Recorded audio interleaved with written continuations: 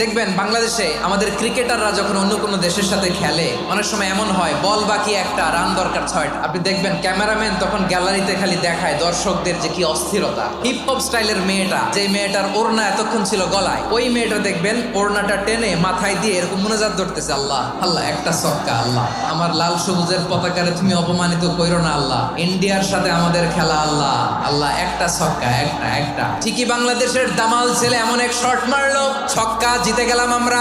পুরো স্টেডিয়াম জুড়ে চিৎকার, হই হুল্লোড়, মৌজ মাস্তি।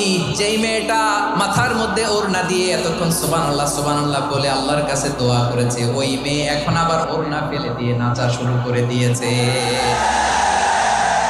তাহলে আল্লাহর ভয়, আল্লাহর প্রতি আস্থা, বিশ্বাস, ভালোবাসা, এটা কি ক্ষণিকের জন্য? সুখের সময় দুঃখের সময় সচ্ছল অসচ্ছল অবস্থায় বিশ্বাসীরা ভরসা রাখে একজনের উপর। চিৎকার করে বলো পটুয়াখালী যিনি কে?